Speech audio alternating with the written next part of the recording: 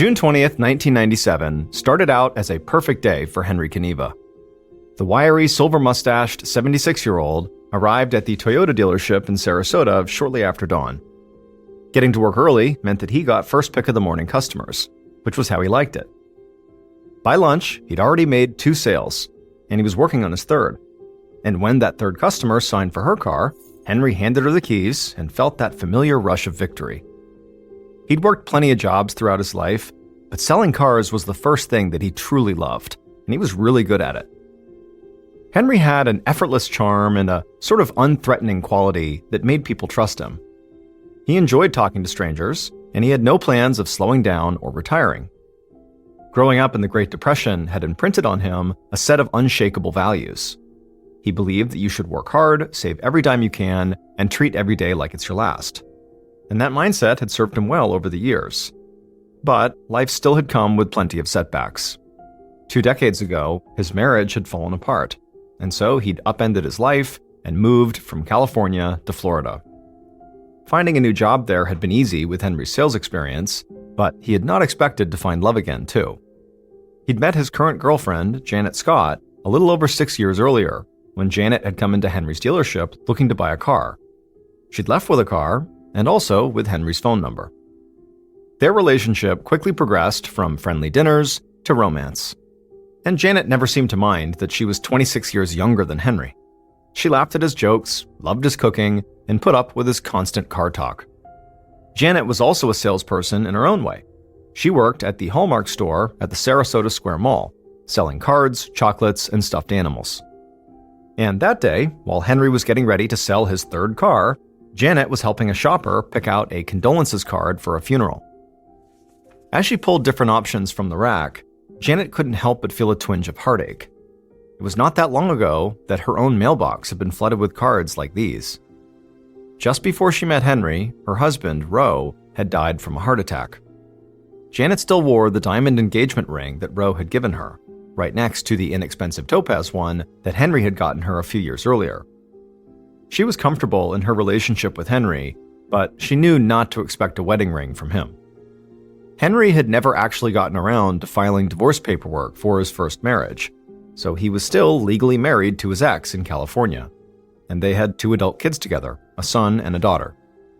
But Henry hardly ever spoke to his kids these days, which made Janet sad. She'd seen the same thing happen to her late husband. Roe had had an adult daughter from a former marriage, and they'd grown distant after Roe married Janet. Janet thought that Roe had regretted not repairing that relationship before he died, and so she didn't want Henry to die without getting a chance to patch things up with his kids. But she wasn't sure how to help him do that. As upbeat and charming as Henry was, he could also be very private and stuck in his ways. But Janet took a last look at the condolence card her customer chose and resolved to talk to Henry about his kids that night. After purchasing their card, the customer left, and Janet began closing up the store. 20 minutes later, she was driving past sandy white beaches teeming with senior citizens. Sarasota was a magnet for people like Henry, looking to spend their twilight years in the Florida sun.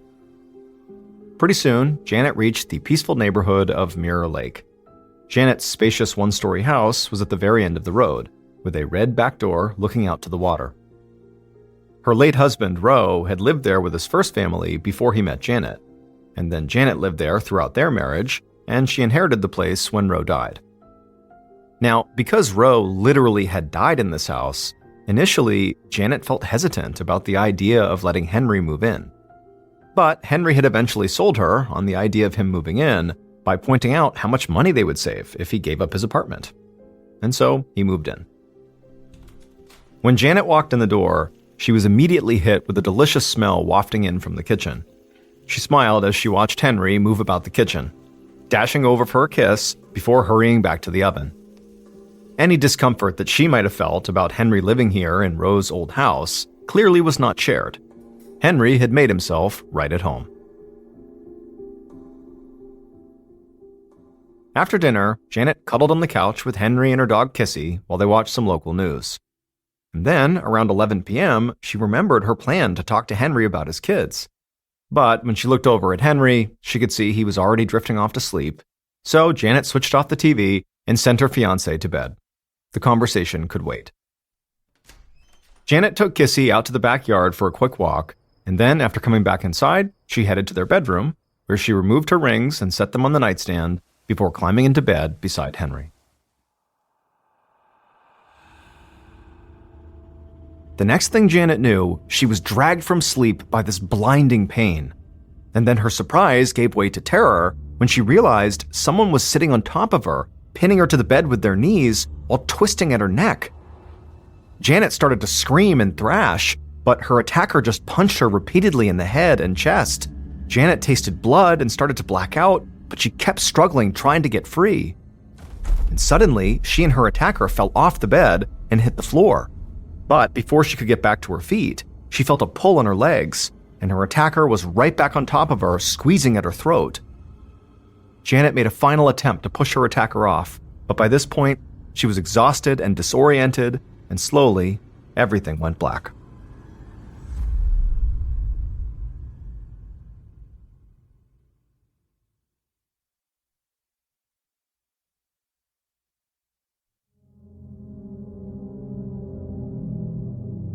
Sometime later, Janet woke up on her bedroom floor. Her temple and her throat throbbed with pain, but her attacker was gone. At least they weren't on top of her anymore, and she couldn't see anybody else in the room. Janet lifted her head, trying her best to ignore the pain. She couldn't see much, since it was pitch black in the room and one of her eyes was swollen shut. But as she sat up, Janet heard something, a hoarse, raspy wheezing sound. She didn't know where the sound was coming from or what it could be. All she knew was she needed to get away right now. Painfully, she got up and fumbled through the dark until she found the landline phone on the small vanity table. She picked it up to call the police, but the line was dead. And so Janet left the phone and staggered down the hall and went out the back door. And from there, she headed over to her neighbor's home. When she got there, she desperately banged on the door until her neighbor, a woman named Kathy Peters, answered. And when the neighbor, Kathy, looked out and saw Janet standing there with her shattered face, she was so surprised that she immediately jumped backwards in fright.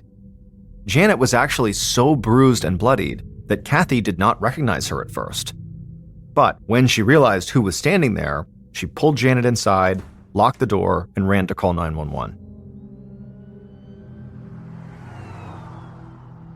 An ambulance arrived within minutes to take Janet to the hospital, and not a moment too soon.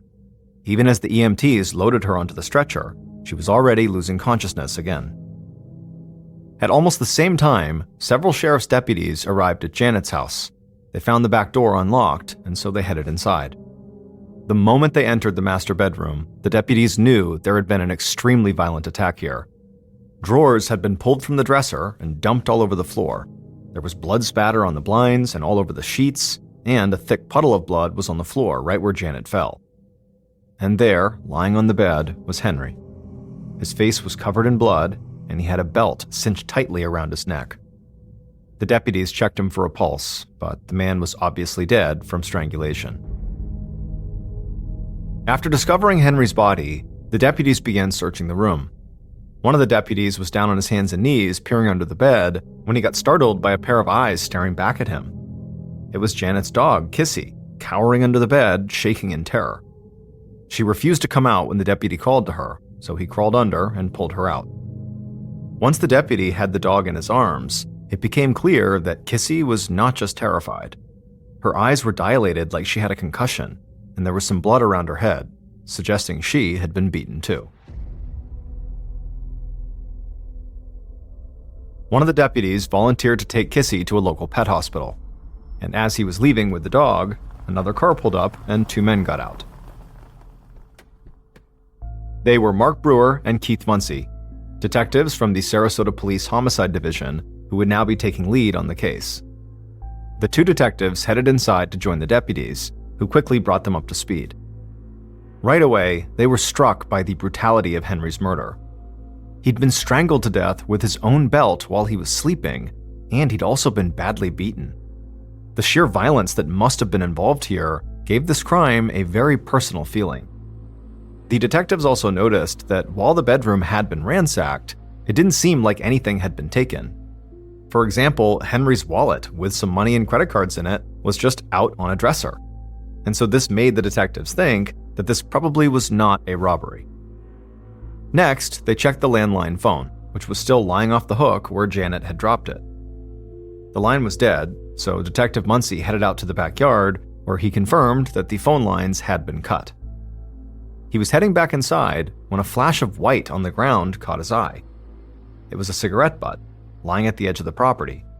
And while the grass was wet from some light rain earlier that night, this cigarette butt was dry, meaning it had been dropped within the last few hours. Muncy went inside to share this discovery with Detective Brewer, and after doing so, it would turn out Brewer also had some news of his own. He had found the fingertip of a latex glove in the bedroom. The detectives now had 2 pieces of evidence that might have the killer's fingerprints or DNA material on them. But the lab was backed up, and so testing these items would take time. And so they were hoping that long before they needed the results of those tests, their eyewitnesses could actually just help them solve the crime. So they headed to the hospital to interview the one person, aside from the killer, who was there when Henry was murdered, Janet. Unfortunately, though, when they arrived at the hospital, Janet was unconscious again. And also, one of the doctors warned that with the extent of the injuries she'd sustained, she could actually die. And so Brewer and Muncy were suddenly facing the possibility of a double murder. They asked the hospital staff to call them if Janet woke up. In the meantime, the detectives began digging into Henry's life to try and understand why someone had wanted to kill him. When they got access to his bank accounts, they were surprised by just how much money Henry had put away. Henry sort of gave off the vibe that he was a senior citizen on a limited fixed budget, but in reality, he had $700,000 in the bank. So the detectives speculated that maybe Henry was killed for his money. And their thoughts immediately turned toward Henry's relatives, who were most likely to gain financially from his death. The detectives learned that Henry did not have a will, but that only meant that the bulk of the inheritance would be divided between his adult children, Jeff and Sharon Kneva. When the detectives reached out to Jeff and Sharon, they learned that they were actually already on their way to Sarasota after learning their father had been killed. And at the detectives' request, they agreed to stop by the station to answer some questions. Brewer and Muncy knew it was impossible for Jeff or Sharon to have been present for the murder, since they were across the country in California when it happened. But that did not stop them from potentially arranging a hit through a third party. The detectives pressed the siblings about how they got along with their father, and both Jeff and Sharon said they were on good terms with Henry, but they didn't really talk to him very much. Not because they didn't want to. Jeff clearly idolized his father and had even followed in his father's footsteps to become a car salesman. But they said their father liked his privacy and didn't want many visitors. He seemed happy with the new life he'd built in Florida, so they tried to give him space and let him be. But then Jeff dropped some truly shocking information. A few months earlier, he had called his father at home, and a young man had answered. When Jeff asked who he was talking to, the man said he was Henry's son. Jeff was initially stunned and very confused because he believed he was Henry's only son. But eventually, the truth came out. Soon after Henry had separated from Jeff and Sharon's mother and moved to Florida, he was in a very brief relationship with a woman who gave birth to Henry's other son, David. But Henry never told anybody about David, and Henry himself didn't even meet him until David had grown up and tracked him down. But from what Jeff was able to gather, it seemed like Henry and his son David had seen a lot of each other in the months leading up to the murder. It stung more than Jeff liked to admit, both because Henry had kept David's existence a secret and because he'd been so unavailable to his other kids. Following the conversation with Jeff and his sister Sharon, detectives Brewer and Muncy got to work tracking David down. They learned that he was 20 years old and lived about 3 hours away in the Daytona Beach area. When they contacted him, he agreed to come down to Sarasota for questioning. And during his interview, he admitted that he knew Henry had a lot of money, but didn't know how much or if Henry had a will. David confirmed that he had been spending more time with Henry recently, and that some of the visits had taken place at the house in Mirror Lake, where the murder took place. Most recently, David said he and Henry had watched sports together on TV on Father's Day, which happened to be just 4 days before Henry was killed. All these details made the detectives suspicious of David. After all those years without seeing his father, David was suddenly spending lots of time with him? Was he trying to get Henry's money? Did he secretly nurse a deep grudge against Henry? Either way, David did know his way around Henry's home, and also David was a big man who'd be quite physically capable of strangling a sleeping 76-year-old. David's alibi for the night of the murder was also pretty weak. David told the detectives that he was with his girlfriend that night. And while she did confirm that was true, Brewer and Muncie knew she could just be lying for him. So, ultimately, the detectives pressured David to take a polygraph test. And the results came back inconclusive. Now, of course, polygraph tests are not 100% accurate. I mean, people can lie and they can fake their answers, and a positive result could actually be a negative and vice versa. But at a minimum, an inconclusive test meant that David remained very much a potential suspect.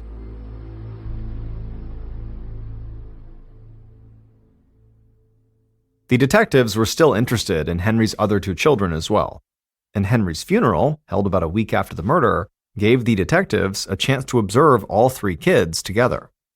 And right away, Brewer and Muncie could see there was almost palpable tension between David, Jeff, and Sharon. And also, they could overhear very testy conversations between the siblings. At one point, David commented that he was looking forward to buying jet skis with his inheritance.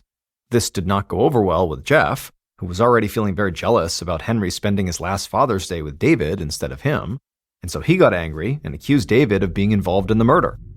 David walked away before the argument could go any further, and for the remainder of the funeral, the siblings basically avoided each other.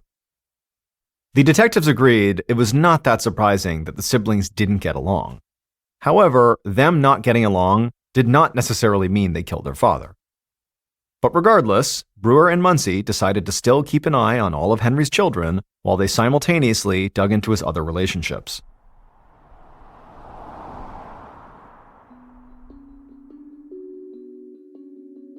The following day, the detectives headed to the Toyota dealership where Henry worked to interview some of his colleagues. And one of Henry's buddies, a guy named Red, was more than happy to help. Red said the other salesmen definitely respected Henry due to his long history in the business, but they also saw him as being pretty old-fashioned and would sometimes give him a hard time about being cheap. They couldn't understand why he wore old, ill-fitting clothes and drove a 10-year-old car when they knew he had money. It was common knowledge around the dealership that Henry had made more than the rest of them put together, just from the number of cars Henry had sold. As one salesman put it, Henry had, quote, more money than God. The detectives jotted all this down and then asked Red if there was anyone on the staff who might have wanted to harm Henry. Red thought for a moment and then told them they should go talk to a guy named Mark. Red explained that Mark was a younger salesman who had worked at the dealership until recently. He was argumentative and lazy and would often miss work, sometimes disappearing for as much as a week at a time. Mark's laziness really rubbed Henry the wrong way, and at one point he had tried to talk some sense into Mark, but Mark just sort of blew him off. And soon after that, Mark was abruptly fired, just a few days before Henry's murder. Now, Red didn't know if Henry had formally complained to management, which sort of led to Mark's firing, but Red said, Henry had been vocal enough about his dislike of Mark that most of the other employees assumed that Henry must have had something to do with Mark's firing. The detectives interviewed more of the salesmen and heard similar stories. Some people thought Mark was actually a drug addict, and that was why he disappeared sometimes. And a few of the salesmen recounted that Mark had been looking for a gun right around the time he got fired. He had told them he needed it to, quote, take care of something. Armed with all these stories, Detectives Brewer and Muncie tracked down Mark and brought him into the Sarasota police station for questioning. Mark had a bad attitude right away and acted annoyed at them for wasting his time. While Mark said he did not know anything about Henry's murder, he also said that yes, he and Henry had butted heads. He said that Henry wanted to be treated like the dealership king simply because he'd been there the longest. Mark said that Henry was always butting into other people's business, and as far as Mark was concerned, Henry had gotten what he deserved. Naturally, Brewer and Muncie found this kind of talk extremely suspicious, so they pressed Mark harder. They told him that they'd found a latex glove fragment at the crime scene with fingerprints on it. Now, this was a total bluff on their part. They'd already analyzed that glove fragment and it was clean of prints, but Mark didn't know that. And if he was guilty, thinking that the police had hard evidence could make him crack.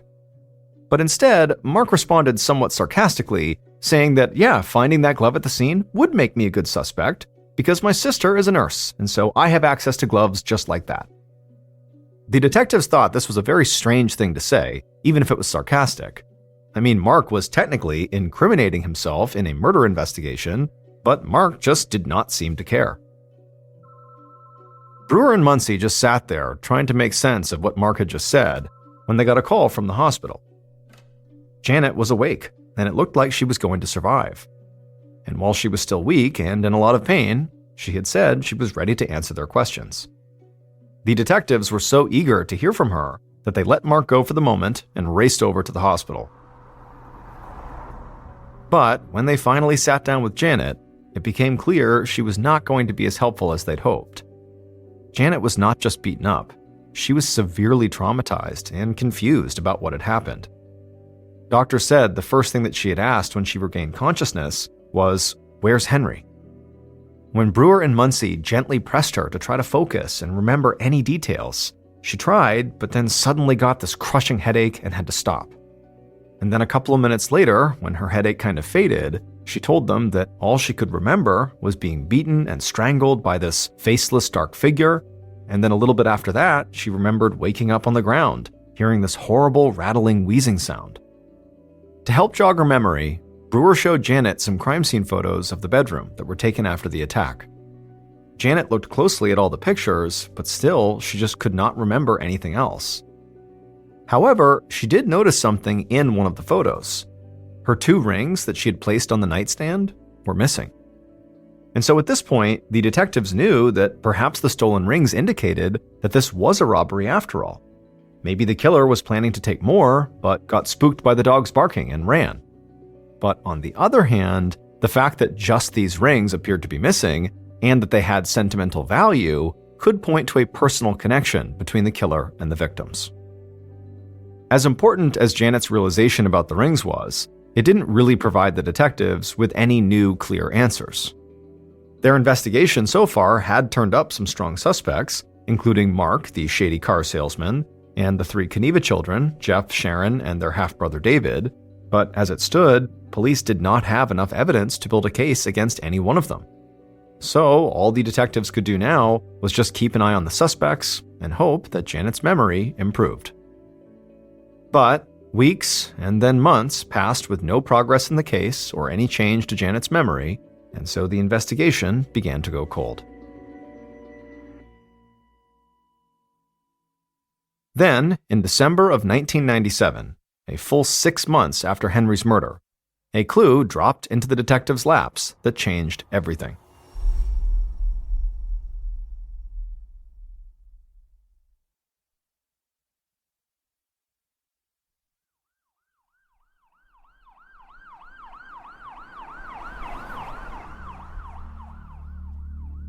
In a seemingly unrelated case, Sarasota police deputies responded to a domestic violence call at another house on Mirror Lake, across the water from Janet's place. This was not the first time they'd had to break up a fight at this home. A few months earlier, 39-year-old John Whiteley had pinned his girlfriend, 40-year-old Leela Hodges, between the washing machine and the wall, trapping her there. Leela had forgiven him for that incident, but now he'd attacked her again. And as the police once again separated the couple, John got the impression that he was about to be placed under arrest. And so he shouted that Leela had better keep her mouth shut and not accuse him of anything, or else he would tell them about the rings. Then, as if to prove he wasn't bluffing, he shouted to the deputies, "Hey, you guys want to know something about a murder?" Now, at this point, after John had said all this stuff, the deputies were all thinking of the same thing: Henry's murder case. Now, they all knew that 2 rings had been taken from the crime scene, but that detail had never been made public, which meant this couple, specifically John, might actually know something about Henry's murder. As soon as Detective Brewer and Muncie got word about John and Leela, they were convinced the couple must have had something to do with Henry's murder. They just couldn't figure out how John and Leela were connected to him. So, out of desperation, they decided to go back and talk to Janet one last time. Unfortunately, Janet still could not remember anything more about the attack. So, Brewer and Muncie came up with an idea. They were going to try to hypnotize her. It was unorthodox, but at this point, they were willing to try anything, and Janet was on board. So, the next day, the detectives returned, now with a hypnotist, who put Janet into a trance. And then while she was in her trance, they asked her a series of questions, designed to draw out her repressed memories from the attack. And suddenly, it was like Janet could hear and see things from the night of the attack that she hadn't been able to before.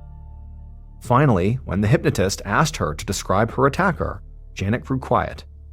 She still could not picture their face, but she did remember something else. Under hypnosis, Janet recalled waking up to find a large shadowy figure sitting on her thighs while violently grabbing her neck. Janet tried to fight, but it didn't do any good. Then, as the killer continued to throttle her, she became aware of another set of hands on her shoulders. A second person that she couldn't see was holding her to the ground. That meant there were 2 attackers in the bedroom that night, not just one. Janet's revelation stunned the detectives at first, but they quickly realized several of their suspects came in pairs. The first pair was Henry's first set of kids, Jeff and Sharon. They stood to benefit the most from Henry's death, as they knew they would inherit a portion of his small fortune. But that also applied to David, Jeff and Sharon's 20-year-old half-brother. David's girlfriend had provided him with an alibi. Now, the detectives wondered if maybe she'd help David commit the crime, thinking his inheritance would benefit her too, making David and her a pair. The third set of suspects was John and Leela, the couple from the domestic abuse call. While they didn't seem to have a motive, or even really a connection, they lived nearby and seemed to know information that was not shared with the public. The only suspect who did not come with a potential accomplice was Mark, the salesman who was fired days before the murder. While it was still possible that he had killed Henry over a grudge, or maybe as part of a robbery, the detective still had no idea who he would have worked with. That night, after leaving the hospital, Brewer and Muncie holed up in their office and read through the files for each set of suspects, searching for any detail they might have missed. And they were starting to lose steam when Muncie stumbled upon something that made him pause. It was a single word buried in one of the suspect's files. Muncie showed it to Brewer, who immediately jumped to his computer to pull up more details on that suspect. And as his screen filled with information, everything began to fall into place.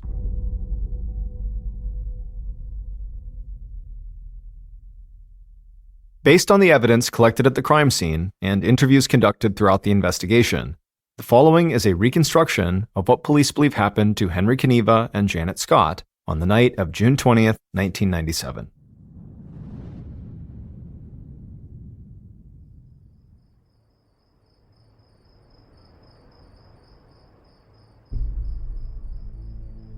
A little before 3 a.m., 2 figures crept along the bank of Mirror Lake.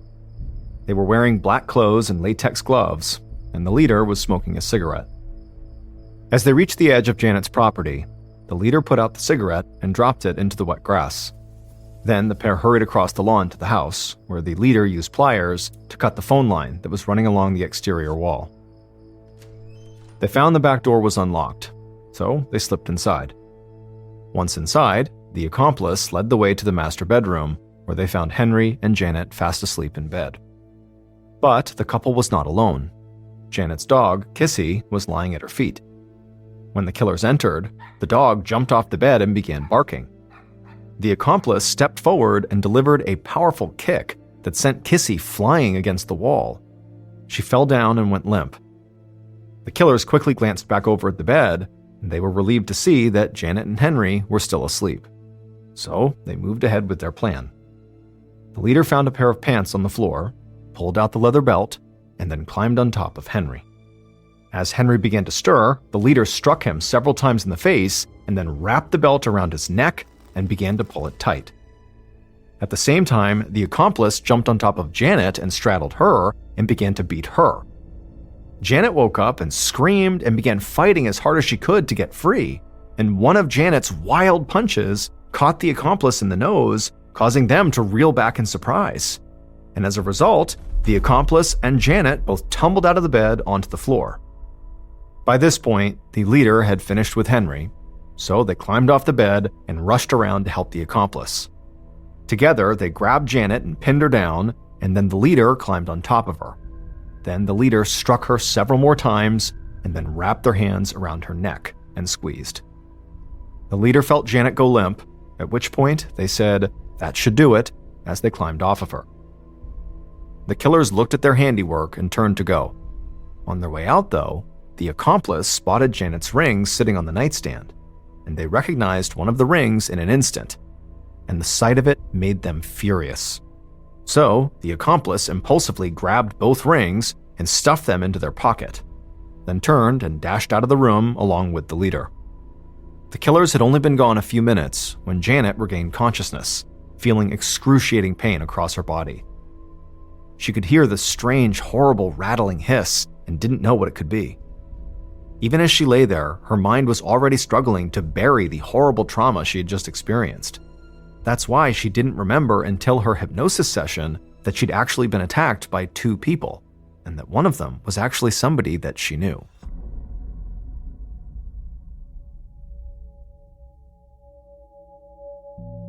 It would turn out the killers were John Whiteley and Leila Hodges, the couple from the domestic abuse call. And just as Brewer and Muncie had suspected, these two did have a personal connection to the victims. However, the connection was not really to Henry, it was to Janet. When the detectives reviewed their case file, that single word that stuck out to them was Leila's maiden name. Leila had been married several times and had taken multiple last names, but she'd been born Leila Scott. She was no stranger to Janet. She was Janet Scott's stepdaughter. Leila was the daughter of Janet's late husband, Roe, from his first marriage. She grew up in the house on Mirror Lake where Janet and Henry lived together, and she hated them because she always thought that house should have gone to her when her dad died. Leila felt similarly about Janet's diamond ring. It was the same ring her father had given to his first wife, Leila's mother, which means, all along, the detectives were wrong about their most basic assumption. Henry was not the primary target of the attack. Janet was. And Leila's deep hatred of Janet explained the brutality of the attack. As a small older man, Henry didn't stand a chance, and Janet was lucky to be alive. She was beaten and choked so badly that her larynx was crushed. That horrible wheezing hiss she heard when she woke up on the floor, that was her own labored breathing. Once Detective Brewer and Muncie put this all together, they had John and Leila arrested. John's DNA was tested, and it matched the DNA found on the cigarette butt that was at the crime scene. The leader during the actual attack itself was John, and Leila was the accomplice. However, the true mastermind behind this attack was Leila. The couple took a plea deal and received a sentence of 20 years. As for Janet Scott, her physical and psychological trauma persisted for much longer than 20 years. Her voice and eyesight never completely returned to full strength. Fortunately, though, her beloved dog, Kissy, would make a full recovery and lived a long, happy life.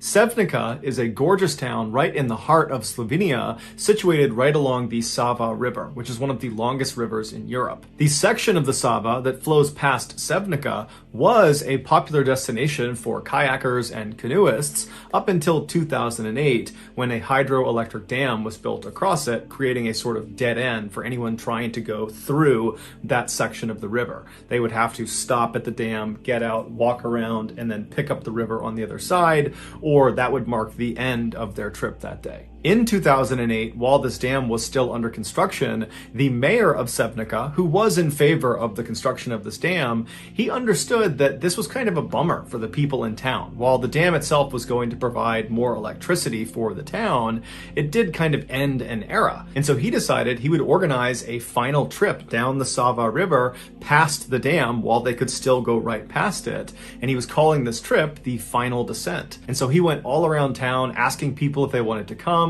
and he finally recruited 27 other people to come with him on this final trip. And so a few weeks later, on July 3rd, after all preparations were made, made, the mayor and the rest of his crew, they made their way upstream to this loading area where 4 canoes have been set out for them.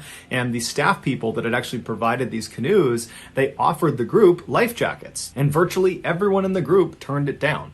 It's unclear why they turned down the life jackets, but one could guess that, the river itself was incredibly calm and they were not expecting to be on the water for very long. And so they just decided they didn't need one. And so after all 28 people got into their canoes, 7 people per canoe, they pushed off the shore and they began their slow trip down the river. And the mayor had actually hired a photographer to come along with them to document their journey. So as soon as they take off, the photographer is looking around, taking pictures and filming. The weather was beautiful and the water was calm and everything was just going really, really well. But about 15 or 20 minutes into their journey, they turned this corner and they got a clear view of the dam, which was about 1,000 feet away from them at the time. Now, the dam was not done yet, but it was pretty close to being done. And so the actual structure of the dam, it was built. And so even from 1,000 feet away, it was very obvious to tell that up ahead, there's these big cement archways where the water flows down over this dam. And the whole group pretty much immediately saw they had a problem. The plan, according to the mayor, had been they would get to this dam, but on the left side of the dam, there was going to be a strip of waterway that had not been blocked off yet. Because when this dam was complete, it would completely obstruct the river side to side. But because it wasn't actually done yet, the construction crew had told the mayor that, yep, the left side, there's going to be an area where you can basically just casually go right past. You won't go down the dam. It's totally safe. But here this group is on the water looking at the dam. And even from 1,000 feet away, it was obvious there was no side way to get around the dam. You clearly had to go through the dam or you had to get out and go around the dam. Now, the river was moving very, very slowly. There wasn't a strong current. And so there wasn't some urgent decision that needed to be made about what they were going to do. The group intuitively knew that the right choice here is to, go to the side, get out of your canoes and either go around or just end the trip right there. But the mayor and a few of the other people in the other canoes got the idea that, hey, why don't we just go over the dam? I know we're not supposed to, and the construction crew explicitly said, don't go over the dam. It's extremely dangerous. But from the looks of it, it doesn't look that bad. And truthfully, it did not look too bad. This was not some enormous dam with some huge drop off. It was actually a pretty small dam where the water kind of went down this fairly small embankment that was maybe 10 or 15 feet long. And at the bottom of this embankment was some semi-rough water. But overall, it just looked like it might be kind of fun to go down this dam, like you'd be going down a slide with your canoe. And so the mayor was really keen on doing this. He made it seem like it was going to be fun. It was going to be an adventure. So before long, 3 of the 4 canoes were fully on board with the idea of just going over the dam. The 4th canoe that was not prepared to go over the dam had the photographer in it. And they said, we're not comfortable with this, but we'll pull up next to the dam and we'll just film you guys going over the dam. It'll be really cool. And so after making their plans about who was going to do what, the 4 canoes continued down the river. And when they got about maybe 100 or 200 feet away from the entrance to this dam, the 4th canoe with the photographer pulled off on the left side of the river. They got out and the photographer lifted up his camera and he began filming the other 3 canoes as they made their approach into the dam. Now, the video from this photographer that was released to the public, it shows the first of these 3 canoes actually going into the dam.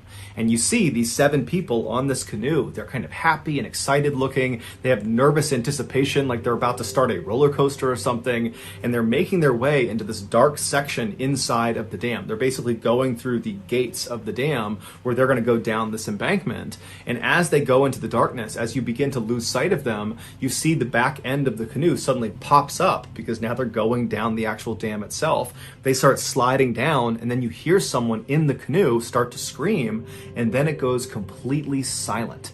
And then the video just ends. That canoe, right after it slid down that downslope, it would reach the waters below, but the canoe would capsize, throwing everyone on board into the water. And these 7 people, they didn't even have a chance to catch their breath before they were sucked under. Not only because the water was rough at the bottom of the dam and kind of was churning and pulling them under, but also because this is a hydroelectric dam. And at the bottom of the dam, underneath the water where they were all these big openings to underwater tunnels. And these tunnels functioned like vacuum. vacuums. It pulled water down inside and then ran the water past a turbine, causing it to spin, and that would generate the electricity. That's what the dam actually did. And so after the water was pushed past this turbine, it would be jettisoned out somewhere else downstream. Now, even though this dam was not fully operational yet, these tunnels and the turbines at the bottom of them, they were operational. So as these 7 people are dumped into these incredibly dangerous waters and they're getting pulled down towards these tunnels, the other 2 canoes, they have no idea what's going on with this first canoe, and so they just continue on and they go over the dam. The second canoe that went down the dam, they also capsized at the bottom. All 7 occupants were thrown out and they were sucked down underwater almost immediately. The third canoe that went over the dam, they did not capsize, and so after they cleared the dam and kind of paddled away, they began looking around for the other 2 canoes that should have already been down there. And there was nobody out in front of them, and so they turned around thinking maybe they're closer to the dam, and they don't see anyone, but they see one of the canoes is completely flipped over, and the other canoe has been broken apart in the churning waters right at the base of the dam, and they see the wood from this canoe just getting tumbled around. And so this third canoe immediately turns and tries to paddle over to the base of this dam to try to start pulling people out of the water. But when they get over there, there's no one there. The 14 people that had been in these 2 canoes, they're gone. Ultimately, 13 of the 14 people that fell in the water that day would perish, and one of the fatalities was the mayor.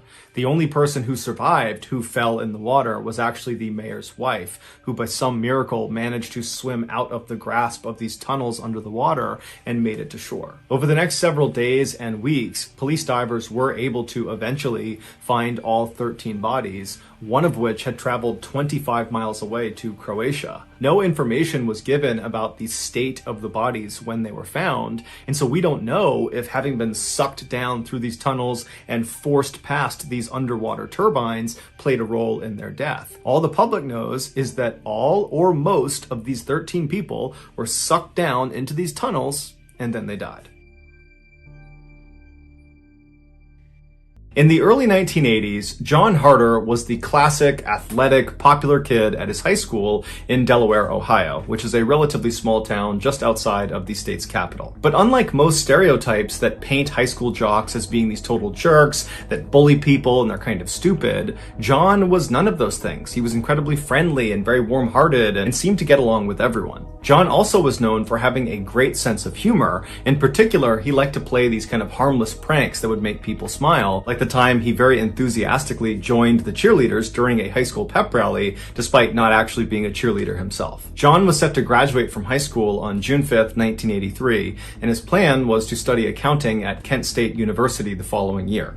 A few weeks before his graduation, John's high school began selling these tickets to a grad night at a huge amusement park called Kings Island. Kings Island was located about 2 hours west of John's high school, and it was home to dozens of roller coasters, water slides, and many other attractions. During their so-called grad nights, this amusement park would shut down their public operations and not let anybody into the park that did not have these special student tickets that they gave to local area high schools. John, who was 17 years old at the time, was very excited at the idea of going to this grad night, and so he went and purchased tickets along with about 20 other students from his high school. At about 3:30 p.m. on Friday, May 13th, John and the other students who had bought grad night tickets met up outside of their high school. While this was a school-sponsored trip, the students were responsible for driving themselves to the park. And so after all the students were accounted for, they all piled into a couple of their cars and they began their journey to the park. After a few stops along the way to get food and go to the bathroom, the students finally arrived at the park at about 7 p.m. And on the drive, John, who had been a passenger,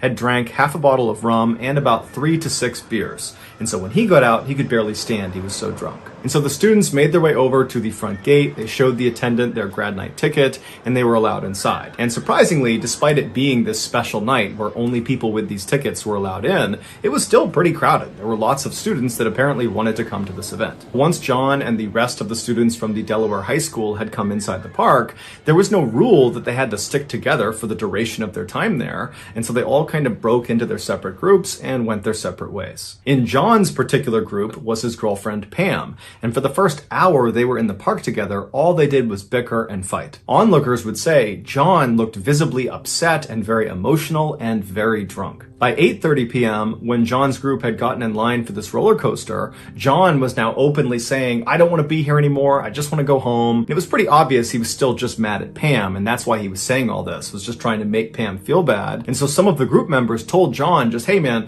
calm down. You're overreacting. Just try to enjoy this ride, and then afterwards we'll get some food. It'll be fine." But it was pretty clear that John was really worked up and seemed incapable of having a good time at this point. But regardless, John and the rest of the group, they got on this ride at about 9 p.m. and then after the ride was over, they disembarked and they walked away from the ride to regroup and figure out what was next. And they're looking around and John is nowhere to be found. And so after waiting for a few minutes and actually walking around looking for him, they decided that, you know what, he was really upset before he got on this ride. He probably just wanted to walk away and be by himself for a bit. I'm sure we'll see him later in the night. So John's group, without John, just continued going around the park, going on different rides, and for the next few hours, they kind of forgot about John. It wasn't until the end of the night, when over the loudspeaker, the park officials said, "Okay, we're closing the park now," that they started walking out and wondering where John was. And they were convinced, you know what, I'm sure he's back at the cars. He's probably waiting for us because he just wants to go home. And so they leave the park, they get out to their cars in the lot, and John's not there. And so at this point, the group's starting to get a little bit concerned because no one knows where he is. They're meeting up with the other groups from their high school. No one's seen John. And so they're all just kind of staring at the front gate, waiting for John to come out, but he doesn't. And then eventually the lights in the park start shutting down and the security guard comes out front and locks the front gate. And that's when the group knew they had a problem. After an extensive investigation by police, this is their best guess as to what happened to John. After John and his small group rode that roller coaster around 9 p.m., John very quickly disembarked the ride before anybody else in his group could see him. And then John stumbled his way towards the replica Eiffel Tower that this park was famous for. This tower stood at about 300 feet tall and was built to be an exact replica of the Eiffel Tower in Paris, France. But this one at Kings Island was only a third the size. It had 3 elevators that went up the center of the structure, and the elevators would stop at a 50-foot platform and a 275-foot platform where guests could look out and have a great view of the park. While today, the only way to access these 2 viewing platforms is through these elevators, at the time John was at the park in 1983, the park actually had a flight of stairs that went from the ground all the way to the very top of the tower that went right up the middle of the structure, and the public was allowed to take these stairs all the way up to the first platform, that 50-foot platform. And while the stairs did actually continue beyond that, up to the 275-foot platform, the public was not allowed to go any higher on the stairs than that first platform. And so if you took these stairs, once you got to the 50-foot platform, there would be a big fence right on the stairwell preventing you from going any farther. And it says authorized personnel only, don't go any farther. And so the only people that would walk up those additional flights of stairs were staff that had a special key. When John stumbled his way over to the base of this replica tower, he did not get on an elevator. Instead, he took the stairs. So he made his way up to the 50-foot platform, and then when he got to this 6-foot tall gate preventing him from going any farther, he just climbed up and over it and continued walking up the stairs, and nobody stopped him. He finally came to a stop just below the 275-foot mark, and so he's on the stairwell, and at this point he turns and faces the inside of the tower. It's all these metal beams all over the place, and he climbs over the railing of the stairs he's on, and he climbs onto this narrow beam that's actually a part of the support structure of this tower, and he grabs onto the beam above him and just begins walking along this beam towards the center of the tower where the 3 elevator shafts are. Now, there's no safety net on either side of John, so if he slips and falls, he's falling hundreds of feet to the ground. And if he keeps walking and actually gets into the elevator shaft, there's nothing protecting him from being struck by one of the elevators, because the people who built this tower were not thinking about people walking on these exposed beams hundreds of feet up into the air. This is a totally dangerous and unauthorized area. But John just continues shimmying across this beam until he does get to the middle of the tower, and now he's literally standing looking down into the elevator shafts. And as he's most likely looking around, admiring where he was, one of the elevator cars below him began to start moving. To understand what happens next, you need to have a rudimentary understanding of how this elevator worked. A large metal rope was attached to the top of the elevator car, and from there it was thread up the elevator shaft all the way to the top, where it was fed through a pulley that was anchored to the ceiling, and then that rope was fed right back down the shaft to the bottom, where it was attached to a counterweight. A counterweight is just a large heavy weight that's designed to balance this elevator car on this pulley system. Without the weight,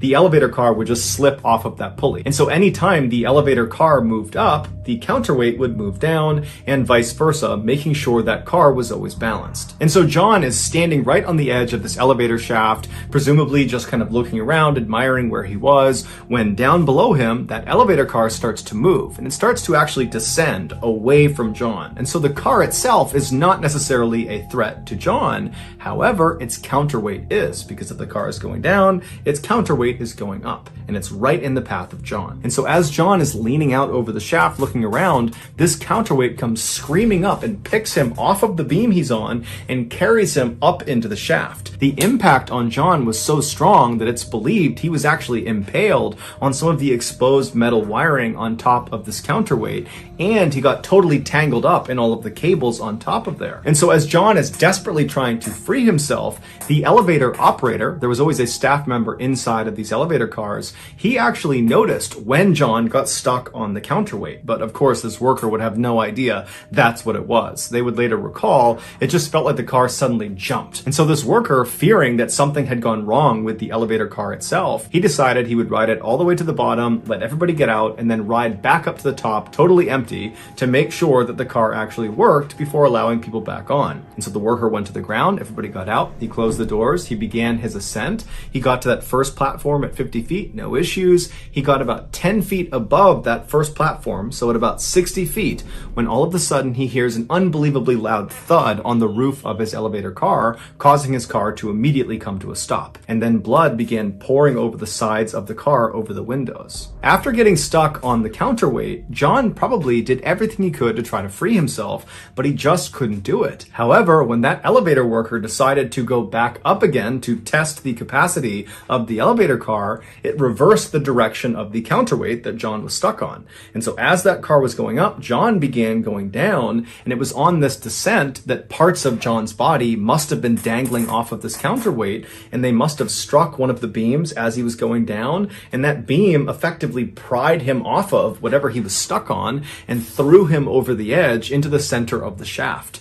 And so John would fall 200 feet and he would land on top of that elevator car, dying instantly. The park was very quick to block off the ride and the whole scene and got police involved very quickly. So only a very small number of guests and employees were aware an accident had even happened, and very few of them were aware that it had been a fatal accident. As for the police, they knew they had a dead body, but they had no way to identify the body. There was no ID cards on John, and so they had no way to let his friends know that were in the park or to tell his family. And so it wasn't until that night, when John's friends are out in the parking lot waiting for John to come out again, that they got really worried, and they went up and spoke to a security guard at the front of the park. And that security guard, after hearing their story, would tell them that actually there had been an accident in the park and there was a body, and the police are still trying to identify this body. And so maybe you guys want to go over to the hospital and see if it's your friend.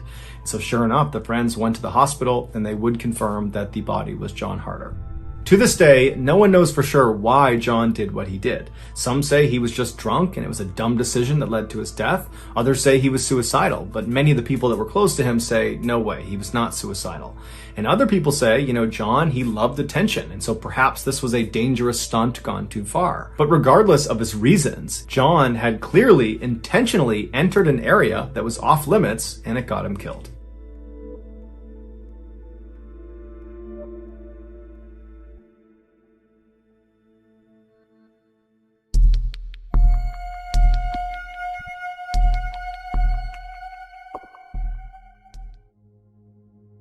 In the spring of 2017, Antonio Navarrete was on top of the world. Just a year earlier, the 21-year-old Florida resident had met the love of his life, a young woman named Daisy Martinez. And now, Daisy was pregnant, and so she and Antonio were very excited about starting a family together. For the time being, Antonio and Daisy were living with Antonio's parents in his hometown of Waimama, which is a quiet rural suburb just south of Tampa. But Antonio had a bright future ahead of him. Ever since he had graduated graduated high school, he knew what he wanted to do with his life. He wanted to be an auto mechanic, and he had the skills to do it. From the time he was a toddler, he had always been obsessed with cars, breaking apart his toy cars and putting them back together. And then as he got a little bit older, he began drawing these very intricate drawings of cars that he loved or designs for new cars. And then when he was a teenager, he began actually tinkering around with real cars until he finally acquired a car of his own. It was a white Chevy lowrider pickup truck that he tricked out with all these fancy lights and special rims and this huge sound system that took up most of his back seat. It was thanks in part to this truck, which he nicknamed Casper, that Antonio, who was too shy to be much of a ladies' man, met up with Daisy in the first place. Antonio had driven Casper to a local car meetup for other car enthusiasts, where you could basically park your vehicle and you could walk around and see what other people did to upgrade or enhance their vehicles. And so while Antonio was there, he was walking around when he saw on the far side of this meetup, there was this unbelievably beautiful young woman, and he found himself just staring at her. He couldn't help it. And this young woman, who was Daisy, she eventually would look up and she would smile at him, and the rest, as they say, was history. 6 months later, not long after Daisy had moved in with Antonio at his parents' house and the couple had announced to their delighted families that they were going to have a baby, Antonio got yet another good piece of news. He'd landed a good job with a company that did maintenance work for Tampa Electric Company's Big Bend power plant, which was located in Apollo, Florida, which was about 10 miles to the east of Antonio's parents' home. Now, this was not Antonio's dream job. He still very much wanted to eventually become an auto mechanic, but this job paid $12 an hour, nearly double what he was used to making. And so with this job, he and Daisy would finally be able to raise enough money to get a place of their own, hopefully before the baby arrived that fall. Also, Antonio had been told by other people who worked at this company that this was actually a really easy job, that pretty much you just rolled around on golf carts all day picking up trash. It was perfect. A few weeks later, on June 24th, Antonio found himself driving in his truck to the Big Bend power plant for his first day on the job. As he drove, he would have glanced over at the picture of Daisy he had taped to his dashboard. She was the only woman he had ever loved besides his mother. When Antonio arrived at the Big Bend power plant, he was totally amazed at just how enormous this thing was. It was basically this huge factory that sat right up against the water, and there were 4 huge smokestacks coming out of the ceiling of this factory with white smoke billowing out of them. This plant produced electricity, and they did this by burning coal. This process was done in 4 distinct units that were inside of this factory that Antonio was looking at. And each of these units is comprised of a humongous boiler, which is basically a 12-story tall oven. And so coal is loaded into this huge boiler, and it burns at the bottom of the boiler, creating some steam. And that steam goes up the boiler and begins to turn these huge turbines, creating the electricity. And then the steam just continues up the boiler and then out its respective smokestack into the air. In newer units, the airborne ash, which is a natural byproduct of burning coal, is captured inside of the boiler. But at Big Bend, 3 of their 4 units were built in the 1970s, so they were older models, and they did not capture the airborne ash inside the boilers. Instead, the ash would get heated up so much that it would melt and turn into a substance called slag, which basically is molten lava, like the stuff that comes out of volcanoes. That's what slag is. And so as this slag kind of builds up inside of the boiler, it would go through this man-sized hole at the very bottom of the boiler, and right below that hole is this 30-foot tall water tank called a cooling tank, and this red-hot slag, it basically dumps down into that water, which cools it off, turning it into these kind of glassy rocks. And then they settle at the bottom of this 30-foot cooling tank, and at the bottom of the cooling tank is this grinding mechanism that pulls these hardened, cooled off little boulders of slag into it, and it crushes them up and spits them out on the other side as little tiny bits of slag chips. And then these chips get sold for use in everything from sandpaper to roofing shingles. So after Antonio had spent several minutes just admiring this gargantuan building he would be working in, he gathered up his things, he hopped out of his truck and he headed toward the front doors. That day, and the next couple of days, were very uneventful for Antonio. He basically just sat in a break room and watched videos about safety and training, and then when he wasn't doing that, he was out trying to navigate around the inside of this huge factory, which was basically this huge maze. And he found very quickly that it was a very hazardous place to work, as there were huge trucks moving around inside of it, it was super loud, and there was just heavy machinery operating constantly all around you. But after several days of just kind of walking around and asking people what things were, Antonio felt like he had a pretty good handle on the layout and also on what his job would entail. On Thursday, June 29th, so just 4 days into doing this new job, Antonio woke up in his parents' house in a really good mood because the next day, that Friday, Daisy was going in for an ultrasound and they were going to find out whether their baby was a boy or a girl. And he was very excited about this. And so Antonio came downstairs, he grabbed a quick bite to eat, and then he kissed Daisy on the cheek and he headed outside into his truck and began the commute to work. A few hours later, Antonio's mother was in the grocery store when she pulled her phone out of her purse and she noticed Antonio had called her and she missed it, but he had left a voicemail. And so she played the voicemail and then put the phone to her ear.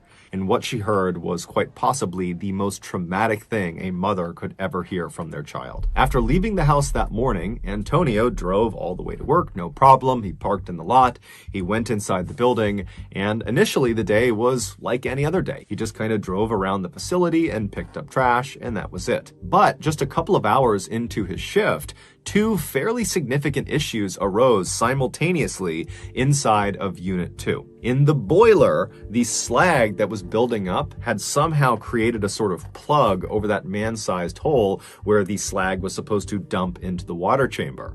And so as more and more slag was being created as the ash melted, it wasn't draining into that chamber. And so all of this slag was just building up on top of itself inside of the boiler.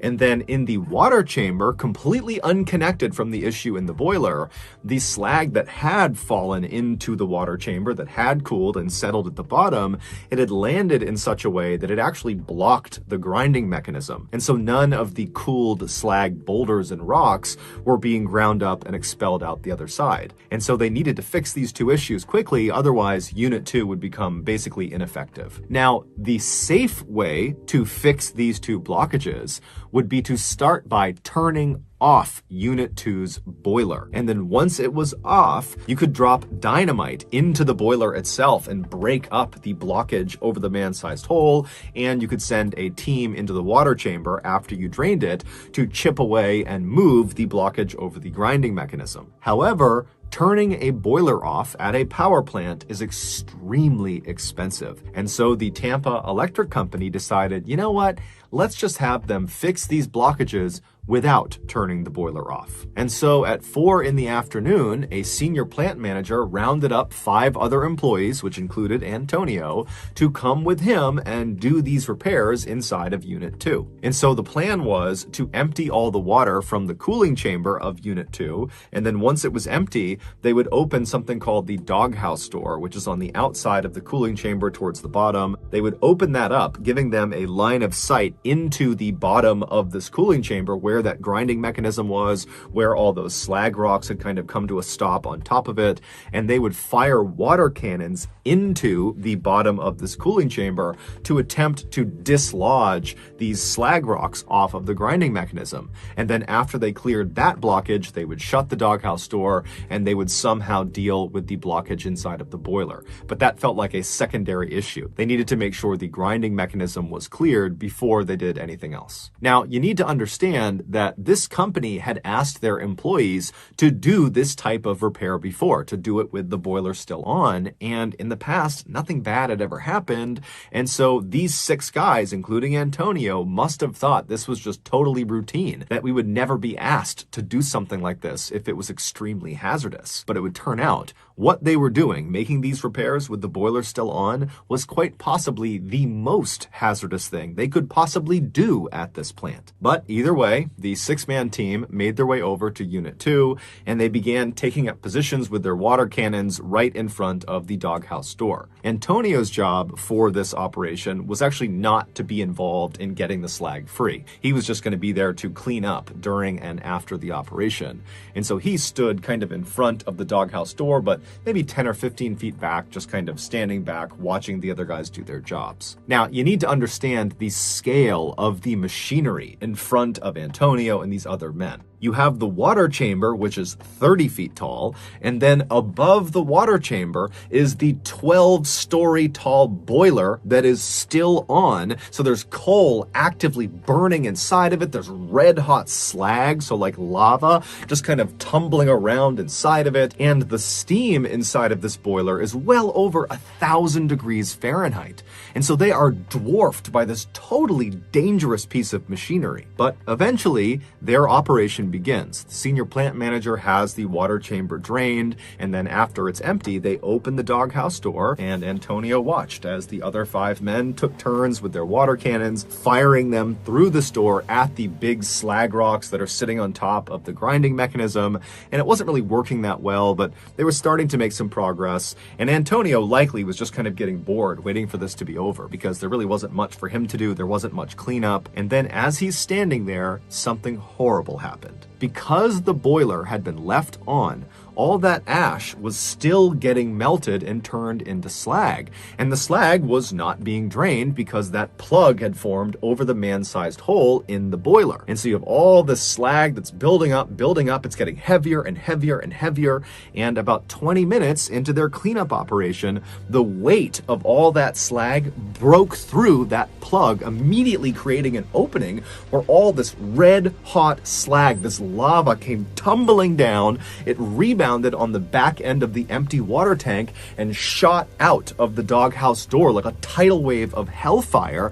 And in seconds, thousands of gallons of this lava-like substance was all over all 6 men. It was like a wave going over them. And then after the slag hits the ground, they were all standing in 6 inches of basically lava that stretched in 40 feet in any direction. Now, unlike trying to run in, let's say, mud or deep water where you're just kind of moving slowly, every step you take in this slag, basically your foot melts into the slag. So with every step, your shoe melts, then your skin melts, then your bones melt into this substance. And so all these men, after immediately being hit with this stuff and catching on fire, literally, they likely tried to start running, but it was like their bodies were slowly consumed by this slag feet first. And so Antonio tried to run like the rest of them, but he couldn't go anywhere, and he fell onto the slag. So he's laying on his side, and as he's melting and burning to death,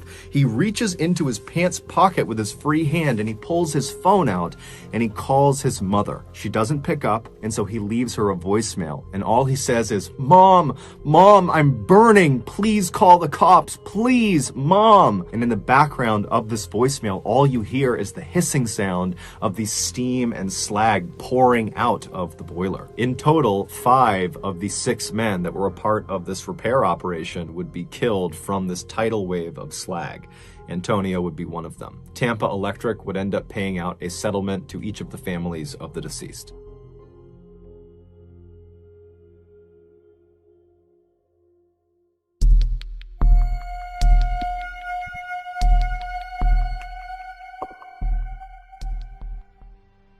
Something most people don't know is you can't just put scuba tanks on and then dive down to any depth and come right back up again. The compressed air inside of those scuba tanks would be a mixture of oxygen as well as most likely helium and nitrogen.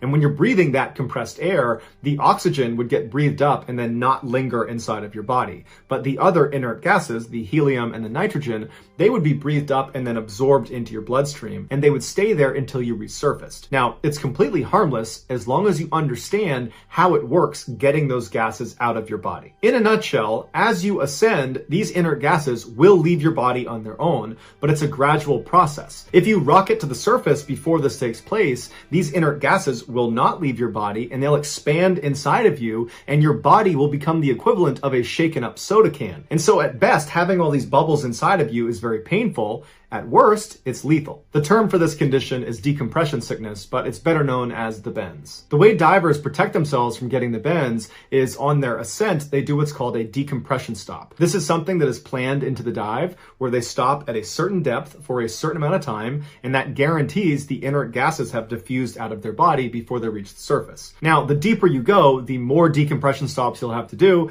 and the longer they will take. For example, ascending from 2,000 feet would take over 33 hours to do safely. But luckily, none of us are trying to dive down to 2,000 feet. Well, unless you're trying to be an oil and gas saturation diver. Saturation divers, or SAT divers, do construction and demolition at depths of up to 2,000 feet below the surface. But they don't spend 33 hours ascending after every single dive. Instead, after their dives, they're artificially kept at their working depth. The way this works is the SAT diver climbs inside of a pressure chamber on board a ship or on board an oil rig, and this chamber also doubles as their living quarters. There's beds and there's a bathroom, but it's laughably small and uncomfortable. It looks like a small submarine. And once they go inside, they seal the door and then they pressurize it to match the depth that they're going to be working at the bottom of the ocean. And then also there's another pressure chamber called the dive bell that's connected directly onto the side of the chamber, and that's also pressurized to match the working depth. When it was time for the SAT diver to go to work, they would put their dive gear on inside of the chamber, they would crawl directly into the dive bell, they would shut the door behind them and seal it, and then people outside of the dive bell would physically disconnect it from the chamber, and then using a crane, they would place it in the water and then lower it down to their working depth. And once they get down there, because the pressure inside the bell is equal to the pressure outside the bell, they can just slide open a door on the bottom and the water does not come inside. And so the divers do slip through this hole and they do the work they need to do. And when they're done, they come back inside the dive bell, they shut it up, and then using the radio, they communicate with the people up on the boat or up on the rig, and they raise the bell back up, they reattach them to the chamber, they go inside, they take their stuff off, there's bunk beds and there's a bathroom inside of the chamber, and that's where they hang out until their next dive. This process is repeated for days and days and days, keeping them saturated with these gases. And then at the end of their shift, which is usually about a month long, they will have one long decompression they do inside of the chamber. While this system is highly efficient, it does not change the fact that saturation diving is extremely dangerous and terrifying. The sun doesn't reach below 700 feet, so most of the time these divers are in complete and total darkness, and it's unbelievably cold down there.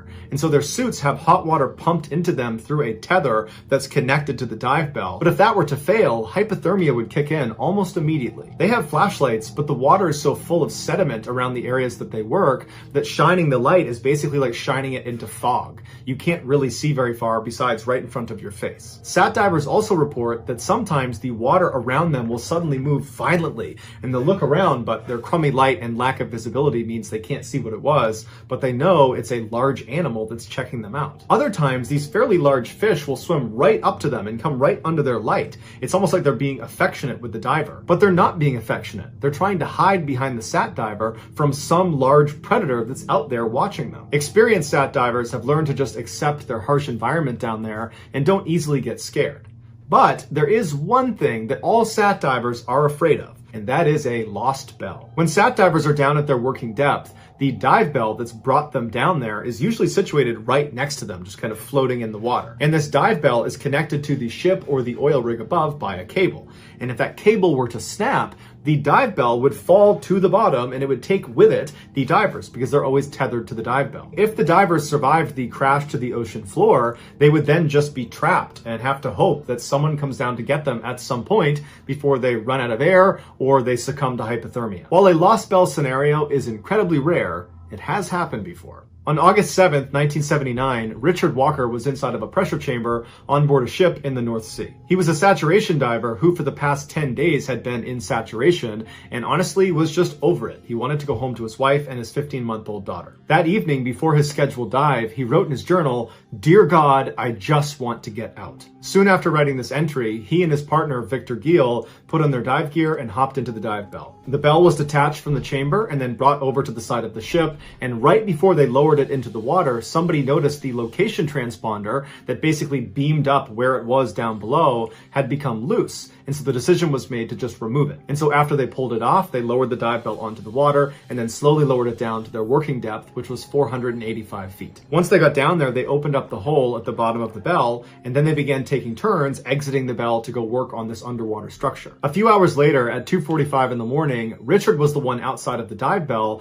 and he heard something behind him, and he turned around and he saw the dive bell had slightly tilted on its side. Right as he noticed this, the radio in his helmet kicked on and told him he needed to go back inside the dive bell immediately, and they were going to try to pull them back up. And so Richard went inside the bell, he closed the hole behind him, and then he and Victor listened to the radio as they told them that the main cable holding the dive bell had slipped out. Now, this main cable was not the only thing connecting the dive bell up to the ship. There was also another clump of wires and tubes that was called the umbilical that ran all their power and hot water and their comms down to the dive bell. But this umbilical was not meant to be load-bearing.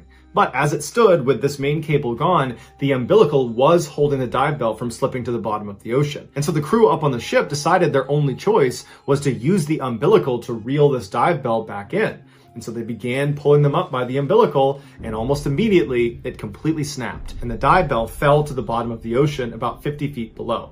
Now, normally a dive bell would have what's called a clump weight hanging off the bottom of it. And in an emergency, you could detach this clump weight and the dive bell is buoyant enough it would go up to the surface. But Richard and Victor's company had cut corners and not used a clump weight and instead attached weights directly to the dive bell, which meant when they hit the ocean floor, the actual dive bell was sitting on the ocean floor, where that hole they would normally escape from was pressed into the seabed, so they could not get out of their dive bell. Whereas if there had been a clump weight, the clump weight would have hit the ground and the dive bell would have hovered slightly over it. And so worst case scenario, they could have gotten out and done a wet transfer into another dive bell. So with the umbilical cut, they had no radio communication, they had no heat, they had no light, and they had very little remaining oxygen.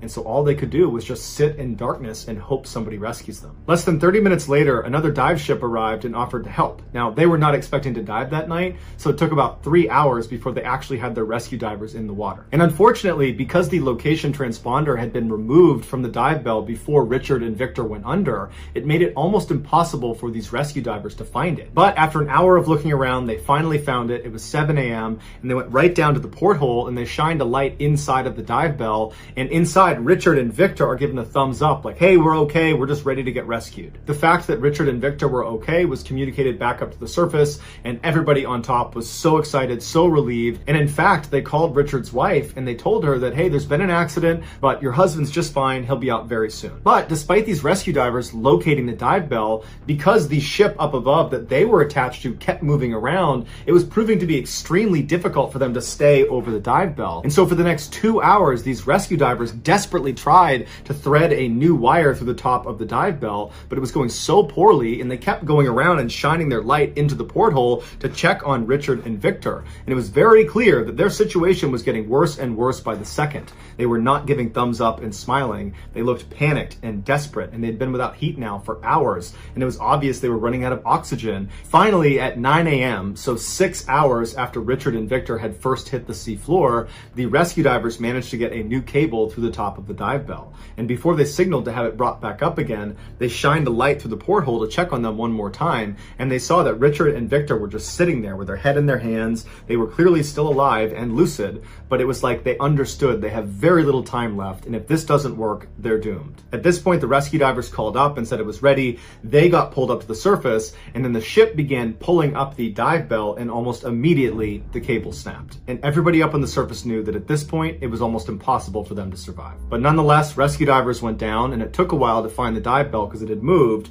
But when they did, they shined the light through the porthole, and Richard and Victor were still very much alive, but they were not looking to interact with the divers at the window anymore. They were just sitting there looking down. They were despondent. It was like they were making peace with what they understood was going to happen. They were not going to get out of there. And over the course of the next several hours, as these rescue divers tried desperately to get a new cable through the top of the dive bell, they kept checking on Richard and Victor, and each time they checked, they would slouch lower and lower in their seats until both of them were laying on their side. And then finally, the rescue divers got a cable through the top, and then afterwards, they went back up to the ship, and then the ship was able this time to pull the dive bell up and back on board. But when they opened the door, both Richard and Victor had passed away.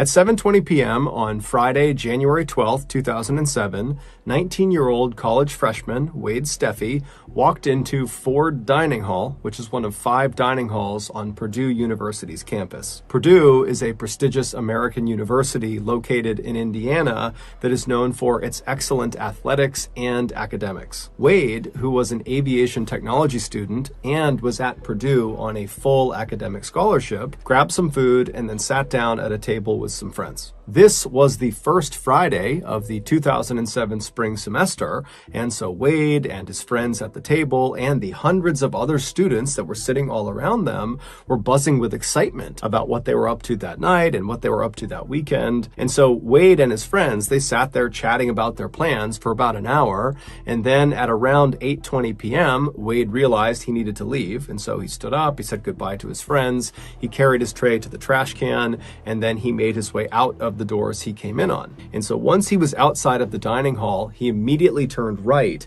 and walked the very short distance to the building that was right next to Ford Dining Hall. And so that building was called Owen Hall, and it was a dormitory. Now, this was not Wade's dormitory. He actually lived in a different dorm called Cary Quad West, which was located on the other side of Ford Dining Hall. And so Wade goes inside of Owen Hall because he has some friends in there, and he makes his way to their room, and when he goes inside, he sees they're all kind of sitting around chatting and drinking some alcoholic drinks. And so Wade sits down and he has a couple of drinks and he just hangs out with his friends for about an hour. And so around 9:30 p.m., Wade and the other people he was with in this room, they left Owen Hall and they walked the half mile away from campus to the west to this huge party at a fraternity. And so Wade would stay at this fraternity for several hours until about midnight, at which point he pulled one of his friends aside and he told them that he just remembered he had left his jacket inside of Owen Hall, and so he wanted to go back and retrieve it. The dorms on Purdue's campus all lock at night, and so the only way you can get inside is if you live there, and so you have a key, or if you know someone who lives there who will open the door for you. And so during his walk back to Owen Hall, Wade would make 6 phone calls in an attempt to get someone in Owen Hall to open the door for him. But 4 of his phone calls would just be the wrong number. And so the people that were picking up and he was asking to open the door, they didn't know what he was talking about, and so they hung up. But he did call 2 people that did live inside of Owen Hall. However, they didn't answer their phones. And so around 12:30 a.m., Wade arrived at Owen Hall. He put his phone back in his pocket and he just walked up to the doors, which were locked, and he just started knocking. And eventually a resident of Owen Hall who didn't know Wade and Wade didn't know them, they heard the knocking and they came out to the door to see what was going on, and they looked through the glass and they saw Wade, and apparently they decided that Wade looked too intoxicated to let into the building, and so they refused him entry. And so Wade apparently stood there. He kept knocking for a little bit, but he eventually just kind of gave up. He turned around and he walked away. Fast forward a few days to Tuesday, January 16th, and Wade's roommate, who had actually been gone all the past weekend, he returned, and the first thing he noticed when he got back to his dorm was that Wade was not in the dorm. And so he called and texted Wade, but he didn't get a response. And so the roommate went out around the floor that they lived on to ask people if they had seen Wade, and no one had seen him since the previous Friday. And so starting to get pretty concerned, the roommate called Wade's family to see if maybe they knew what was going on with him, but his family had no idea. And so by the end of that day, the police had been contacted about Wade potentially being missing, and they in turn contacted Wade's cell phone provider, and they were able to determine that Wade's cell phone was still showing up somewhere on Purdue's campus, although they couldn't figure out exactly where. So that evening, a massive campus-wide search was launched with hundreds of police officers and volunteers. Even the school's equestrian club came out with their horses to search the nearby woods. But despite this huge search effort that would go on for several weeks, the only thing they would find of Wade's was one of his shoes. It was found on January 20th, so just 4 days into the search, and it was located right outside of an exterior door that led into a maintenance room inside of Owen Hall. But when they searched this maintenance room, Wade wasn't in there. Finally, after nearly a month of searching, when they still had not found Wade, The official search was called off. On March 19th, roughly 2 months after Wade had been reported missing, a maintenance worker was downstairs in the laundry room of Owen Hall when they heard a strange popping sound. At first, the worker thought it was actually coming from one of the washers or dryers that was on, and maybe there's a loose coin or some piece of metal that was inside of the washer or dryer that's getting banged around inside, and that's making the sound. And so this worker began walking around the laundry room, kind of listening in to each of the washers and dryers that were on to see if they were making this sound. And so as he's doing this, he hears the popping sound again, but it's clearly not coming from any of the washers and dryers. In fact, it's not even coming from inside the laundry room. It's coming from somewhere out in the hall. Curious, he leaves the laundry room and he goes out into the hall, and as soon as he's standing in the hall, he hears the popping sound again. And this time it was obvious that it was coming from behind the closed door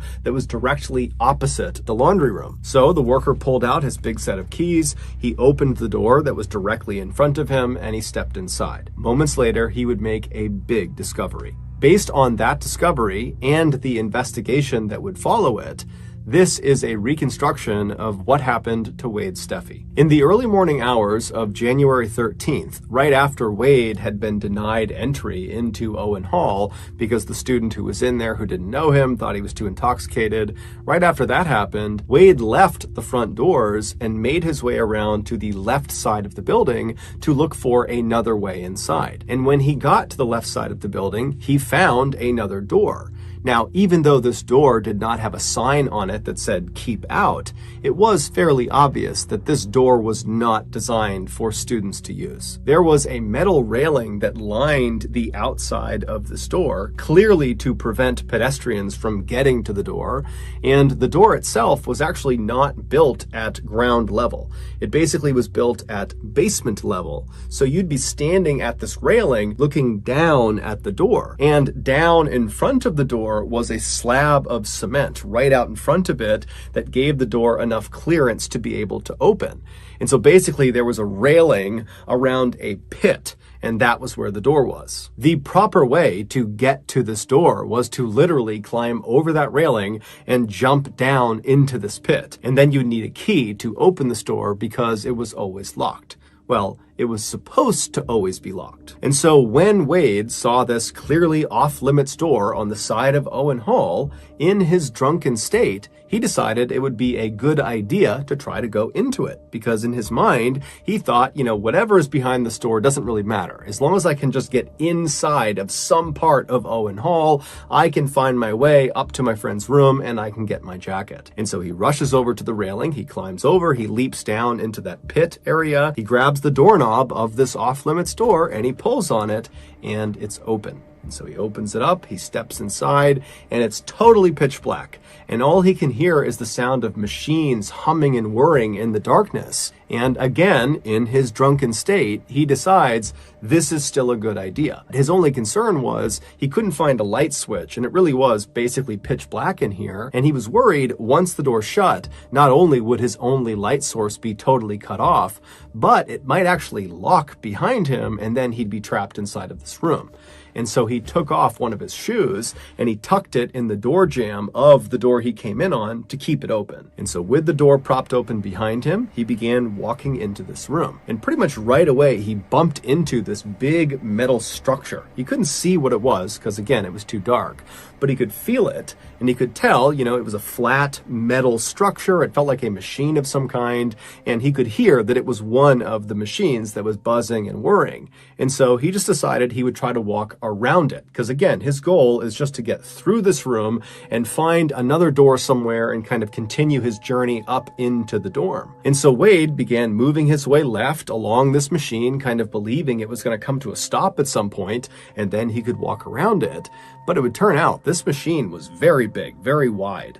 And so by the time he actually got to the left edge of this machine, he was practically right up against the wall of the room he was in. And when he got there, he realized the space between the side of the machine and the wall of the room was big enough that if he turned sideways, he could basically squeeze his way past it. Now, he had no idea how far into the room this strange machine went, but In his drunken state, he decided it was a good idea. And so he turned sideways, so his back is to the wall of the room, and his chest is going to be facing the machine, and he begins pushing himself into that narrow space. And so as he's making his way, his hands are up, kind of protecting his face and neck, and at some point, he kind of begins to trip. Now, he didn't actually fall because he's basically wedged into this tight space. But for a second, he reflexively grabbed with his hands onto this machine right in front of him, and just by chance, his left ring finger slipped into a very narrow hole that was about 2 inches deep. The room that Wade was inside of was called an electrical vault, and it contained 6 large transformers, one of which Wade's finger had just stuck inside of. The job of these 6 transformers is to take the high voltage they receive from the main power grid and then transform it, hence the name, into lower, usable voltage that gets dispersed into Owen Hall for residents and teachers. Even though the outside of these transformers had mostly been covered with protective materials that mitigated the electrocution risk, there were still several parts of these machines that there was just nothing you could do. They just presented a really high electrocution risk. And one of those sections you needed to be extra careful with was that 2-inch hole that Wade's finger slipped inside of. At the back of that hole was an exposed electrical conductor, and the second the tip of his finger touched that conductor, between 2,000 and 4,000 volts of electricity were pumped into his body. For reference, when people get executed via the electric chair, they are electrocuted with 2,000 volts of electricity. Wade likely died instantly. But because of the fact that he was kind of wedged between the transformer and the wall, after he died, he didn't just slump onto the ground. Instead, he remained in a semi-upright position with his finger still stuck inside of that hole. And so for the next 2 months, his body just continued to be electrocuted every second. Finally, sometime in March, as a result of Wade's body fluids draining out of him, the electrical current that was being pumped into him altered its course and began snapping outside of his skin into the ground. And so the sound of the electrical current actually striking the ground was that popping sound that the maintenance worker heard. The door that the maintenance worker opened in order to investigate the sound was the only other door that led into the electrical vault, the other being the exterior door that Wade had gone in on. Initially, when the worker opened that door and looked inside of the vault, he actually didn't see Wade, but he smelled something funny, and that was what led him to walk into the room and make his way around, and that's when he spotted Wade's body. Earlier, on January 20th, when they found Wade's shoe,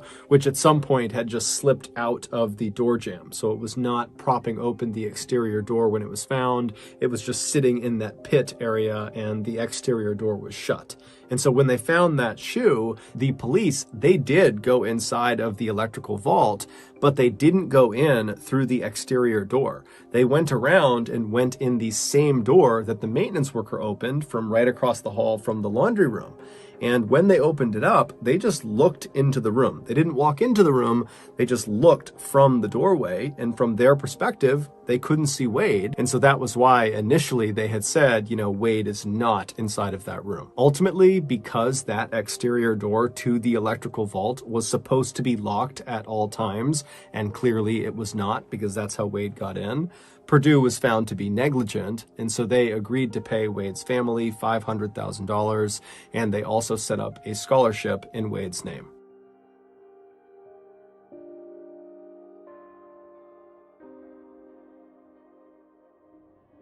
The summer of 2001, Arthur Labe sat inside a traditional German beer garden with his family.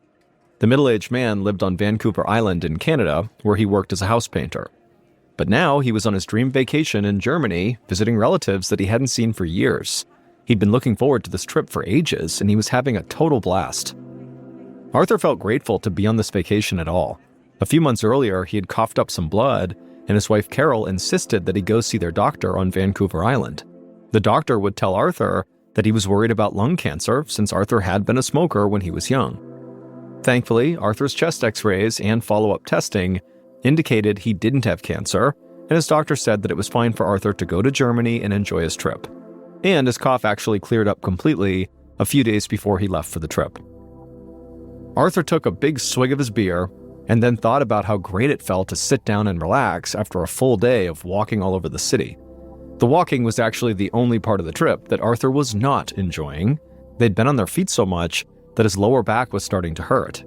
And so Arthur made a mental note to stop by a pharmacy on the way back to the hotel for some pain relievers or maybe a hot pad. Arthur took another big sip of his beer and then looked around at all the other tourists crowded into the beer garden. Then he nodded his head at the polka band in appreciation and then settled in, enjoying a sunny afternoon and the warm glow of a nice German beer. 2 hours later, the sun had sunk behind the trees, and Arthur stood up from the table to head back to the hotel. As he got to his feet, a shock of pain burst through his lower back. Arthur immediately sank back into his seat, very surprised. Then he tried to stand again, but every time he moved, a burning pain shot through his back and up his spine. Carol was surprised that her husband couldn't stand and asked what was wrong. Arthur told her he just needed to breathe for a second, but after a few minutes, the pain was still shooting up his back. And every time he tried to stand up, the pressure on his back was blinding. Finally, he just shook his head and told Carol he did need to go to the hospital. Something was going on with his back. She nodded, then asked their son-in-law, Brian, to run and grab their rental car. 15 minutes later, Arthur sat in the front passenger seat as Brian drove towards the hospital with Carol and Arthur's daughter, Jenny, in the back seat. Every time the car hit a bump, Arthur gritted his teeth in pain. Arthur could feel a brutal headache coming on too, and he wondered if the way he was feeling now had anything to do with that nasty cough he had back home. Finally, the car turned a corner, and Arthur saw the hospital up ahead, and not a moment too soon, because right at that moment, Arthur's vision had begun to blur, so he was leaning his head against the headrest and closing his eyes. He felt hot and achy, and his forehead was dripping with sweat, and by the time the car actually stopped, Arthur felt delirious. In fact, Arthur barely noticed as his car door opened and 2 hospital staff reached in to help him stand up. An hour later, Arthur opened his eyes and realized he was lying on his side in a hospital bed with an IV drip in his arm. Slowly, the beige room came into focus. He could hear the whirring and beeping of machines in the room, as well as conversations drifting in from the hallway.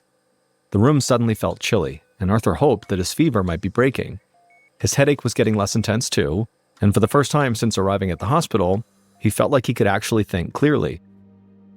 Arthur looked down towards the foot of his bed, and he saw Carol speaking to a middle-aged doctor in a very quiet voice. When Carol noticed Arthur was awake, she smiled at him, but Arthur knew his wife well, and he knew the look she was giving him was her putting on a very brave face. Something clearly was wrong. At this point, the doctor turned to Arthur and introduced himself as Dr. Gent. He told Arthur that while he was unconscious, they'd performed a spinal tap so they could examine his spinal fluid for potential infections, and the lab work had just come back. Dr. Gent kept a neutral expression as he told Arthur that his spinal fluid had a high white blood cell count, which indicated that his body was fighting an infection. Dr. Gent suspected that Arthur had a very serious condition called bacterial meningitis, which meant that the membranes that protected his brain and spinal column were swelling. He explained that meningitis is a potentially life-threatening infection, but they had already started Arthur on antibiotics, so he should make a full recovery. Arthur felt overwhelmed by everything the doctor was saying, and he just wanted to know how long it was going to be before he felt better again. But before he could ask any questions, Dr. Gent told him to try and rest. He was going to be in the hospital for a few days at least. A week later, Arthur's daughter, Jenny, was getting ready to go to work on Vancouver Island. Jenny had decided to fly back to Canada while her father was still in the hospital, but she couldn't stop worrying about him. So far, doctors in Germany had tried 6 different antibiotics, but her dad didn't respond to any of them. He just kept getting sicker. Jenny was about to head out the door when her phone rang. She lunged for it, knowing it was the time her mother usually called from Germany. For a split second, Jenny hoped that her mom was calling to say her dad was all better, and they were just going to resume their vacation and everything was great. But as soon as Jenny picked up the phone, she could hear that her mom was crying. Carol told Jenny that the swelling in her father's brain was getting worse, and now Dr. Gent was saying that it looked like her father was going to die. Jenny had not prepared herself for the possibility of losing her dad, and she scrambled to think of some way she could help. Finally, she offered to drive over to her dad's doctor's office here on Vancouver Island to basically fill in Arthur's primary care doctor about what was going on, to see if maybe he had some ideas that the doctors in Germany had not tried yet. An hour later, Jenny fidgeted as she watched her father's doctor in Vancouver Island review her dad's scans on a computer monitor and flip through his lab results. He asked Jenny a few questions about her dad's condition, and she did her best to fill in the blanks. Finally, the doctor closed the files and turned to her, and she sat up expectantly. But he just shook his head and told Jenny that, despite her father's serious illness, his charts looked remarkably normal. The doctor told her that her dad was in good health when he left for Germany. He might have picked up a bug while on the trip, but his infection should be responding to antibiotics by now. Jenny begged the doctor to please just look one more time, and then Jenny held her breath as the doctor did pick up the lab results and looked them over one more time. Then Jenny noticed the doctor's expression change, like something had just occurred to him. Then he leaned in and he told Jenny there was one possible but highly unlikely explanation. Jenny asked him to please tell her. At this point, her family was willing to consider anything. So the doctor explained that several weeks ago, her father's blood work had shown no signs of lung cancer, and they had rejoiced. But lost in the excitement was some less positive news. Arthur's blood had tested positive for a fungal infection called Cryptococcus. A lot of people get Cryptococcus, which had existed on Vancouver Island for years. But it's usually harmless, and most people's immune systems fight it off easily. It's only dangerous for people with compromised immune systems. And Arthur's immune system at the time was fine, so the doctor didn't even tell Arthur that he had this fungal infection. Jenny asked if this fungus could cause meningitis, and the doctor nodded, but only in extremely rare cases. However, if her father's meningitis was caused by a fungal infection, he would need completely different medications than what he was receiving in Germany right now. Antibiotics cannot stop a fungal infection. If Jenny's father had fungal meningitis, that would mean that for the past few days, the treatments Arthur was receiving in Germany were doing nothing. Jenny tried to stay calm as the doctor placed a call to the hospital in Germany. If they started Arthur on antifungal medication right now, he might survive. Jenny just hoped they weren't too late.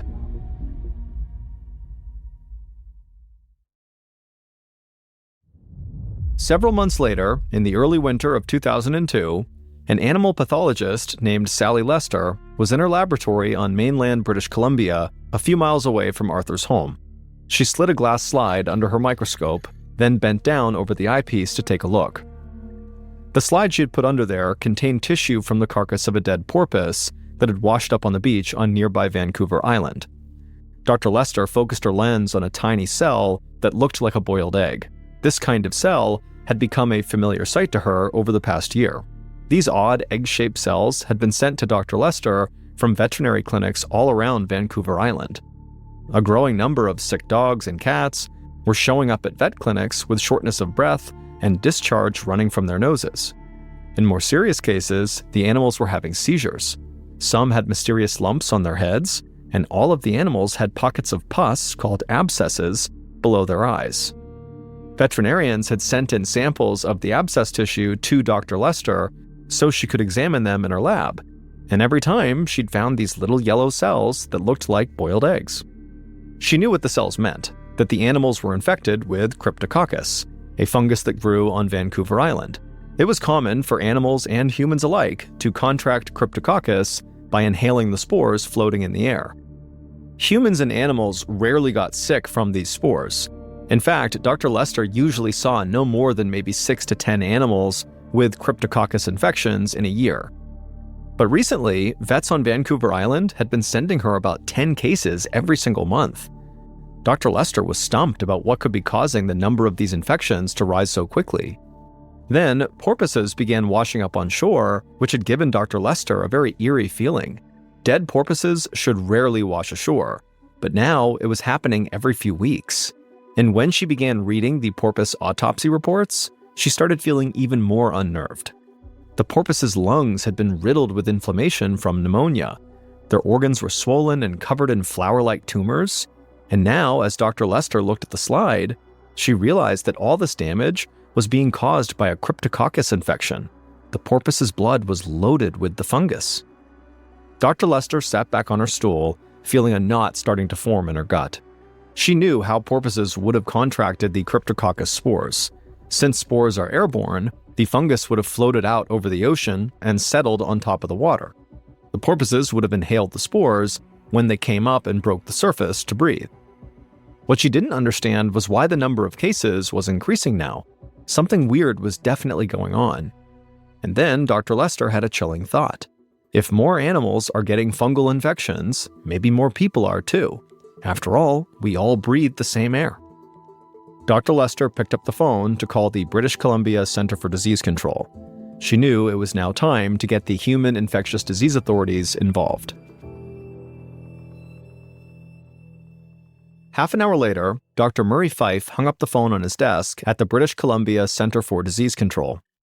He was the organization's head epidemiologist, and he had been absolutely swamped lately. And now, after speaking with Dr. Lester, he needed a moment to consider what she had told him about this potential outbreak of fungal infections on Vancouver Island. Dr. Fife wanted to get feedback on Dr. Lester's concerns from a colleague who lived on Vancouver Island. So he picked up the phone again, this time to call the Vancouver Island Health Authority. The microbiologist who picked up said very matter-of-factly that Dr. Lester was right. There was a definite increase in human Cryptococcus infections on Vancouver Island, but not among the patients they would normally expect. Usually, it was just people with compromised immune systems that got sick from Cryptococcus, but lately, healthy adults were getting sick from the fungus. It was bizarre and basically unheard of. It made no sense to Dr. Fife. Cryptococcus fungus had been on Vancouver Island for years, so why was it suddenly so dangerous now? He worried that something about the fungus itself was changing, and he wondered if it could even be stopped. A few days later, Dr. Fife sat in a conference room totally surrounded by piles of hospital records and feeling completely exhausted. For the last week, he and a scientist at the University of British Columbia named Karen Bartlett had been combing the region's hospital records in hopes of finding other Cryptococcus infections. His eyes hurt from hours spent reading, but they still had not figured out when the number of infections had begun to rise. Dr. Bartlett cleared her throat and looked up while holding a file above her head. Dr. Fife raised his eyebrows as she explained that this file, was the oldest human case she'd found. It was from over 2 years ago, the beginning of 1999. The patient had been in good health when Cryptococcus made her sick, just like a lot of the recent cases. A few minutes later, Dr. Bartlett gasped and handed Dr. Fife another file. It was the medical records of a lively 45-year-old mother who had started to feel lousy just a few months ago in the fall of 2001. By the time the doctors tested her for Cryptococcus, the fungus had infected her brain and she died shortly after. Dr. Fife was shocked. He'd never heard of Cryptococcus killing an otherwise healthy adult. Even Arthur Labe, who'd been on death's door in Germany last summer, he'd recovered from his infection after receiving antifungal treatment. Suddenly, the stakes in their investigation seemed much higher. Not only were healthy adults contracting Cryptococcus, but the fungus was now, apparently, deadly, and Dr. Fife had no idea why. A week later, Dr. Fife was back at his desk, feeling both amazed and horrified at the unfolding health crisis. After he and Dr. Bartlett discovered that Cryptococcus infections were killing people on Vancouver Island, they'd sent samples of the fungus to a lab for further analysis. And now Dr. Fife was staring at the test results, and they weren't at all what he expected. The fungus that was infecting the animals and the people on Vancouver Island was an entirely new kind of Cryptococcus fungus than what had been on Vancouver Island for years. Under the microscope, analysts could tell that the new Cryptococcus was a completely different species from what residents were used to. But the new strain should never have been in Vancouver Island. The newcomer strain of Cryptococcus is typically found in the bark of eucalyptus trees in Australia and other warm places. It had never been seen so far north, and especially not in a cold and damp climate like Vancouver Island. Dr. Fife wondered how a tropical fungus got so far north. There were hardly any eucalyptus trees on Vancouver Island, which meant that Dr. Fife had no idea where the fungus was hiding. or how it could even survive in this environment. Dr. Fife called Dr. Bartlett to explain the alarming lab results and admit he had no idea how to find this toxic new fungus. She paused, then told him she had an idea. She said it was time to get some boots on the ground. A week later, Dr. Bartlett stood on a residential street on Vancouver Island, surrounded by several students from a local college. These were her volunteers, and together they were going to comb the backyards and backwoods of all of Vancouver Island, searching for answers. Dr. Bartlett looked from student to student and reminded them of their objective. They would dig up soil samples and swab tree barks in the hopes that they would capture the new strain of Cryptococcus in the wild. Each student nodded and said they understood. So Dr. Bartlett divided them into teams. She sent 2 teams to collect samples around the neighborhood. Then she led her group to the first house on the street where the owner was expecting them. Dr. Bartlett was pleased to see that the homeowner, who was a middle-aged woman with tanned and sun-worn skin, was waiting in the garage. Dr. Bartlett waved as she and her volunteers walked up the driveway, and the woman led them around into her backyard. Dr. Bartlett had selected this house for a very specific reason. The homeowner, the woman, had survived a recent Cryptococcus infection. Dr. Bartlett hoped that the fungus might be found somewhere in this woman's immediate environment, but failing that, Dr. Bartlett thought that by interviewing this woman and other survivors, once she knew what they all had in common, she could use that information to track down the source of the fungus. Dr. Bartlett nodded to the students, and they fanned out into the backyard. She watched as they stooped over flower beds and scraped bark off trees, and while the students went to work, Dr. Bartlett interviewed the woman who lived there. Dr. Bartlett asked the woman where she went on a daily basis, and the woman listed off popular nature trails she liked to hike, beaches she frequented, and also the friends and family that she visited most often. Eventually, Dr. Bartlett had asked all her questions, so she thanked the woman for helping and then tucked her notes into her satchel. Then, once all her students were done taking their samples, Dr. Bartlett led them down the street to the next house on their list. A few days later, Dr. Bartlett sat in a conference room at the British Columbia CDC, going over her notes while she waited for Dr. Fife. Dr. Bartlett was feeling frustrated. After canvassing what seemed like the entirety of Vancouver Island, none of the samples that she or her volunteers had collected had come back positive for spores of this new type of Cryptococcus. And her interviews with all these survivors had led nowhere too. The only thing the infected people on her list had in common was that they all lived on Vancouver Island, which of course made it impossible to pinpoint where the spores were actually coming from. They could be anywhere on the island. A few moments later, Dr. Fife walked into the office with a grim look on his face. He told Dr. Bartlett that somebody else had just shown up at a Vancouver Island hospital with a Cryptococcus infection, which brought the total of people infected to 30 so far. Dr. Bartlett had this nagging sense that the situation, which was already bad, could actually still get much worse. The summer of 2002 was approaching, and she was worried that there could be an explosion of cases as the weather got warmer. She stood and began pacing the room, racking her brain for ideas. Dr. Fife leaned against the doorframe, scratching his chin. But then Dr. Bartlett stopped pacing. She turned to Dr. Fife and asked if he'd be up for a lot of hard work and a lot of late nights. He laughed a little because he always did late nights and they always worked all the time, but Dr. Bartlett could tell, he was up for more. So Dr. Bartlett explained what she had in mind. Since her interviews with infected people had failed to get the information they needed, she suggested they start talking to the owners of infected pets. There were so many animal cases that there might be an overlap in the animals' daily schedules. It was a long shot, but there was a chance that it would help them pinpoint where the fungus spores were coming from. Dr. Fife nodded and asked Dr. Bartlett if she'd like some coffee. If they were going to spend the next few weeks driving all over Vancouver Island interviewing hundreds and hundreds of pet owners, they would need a lot more caffeine.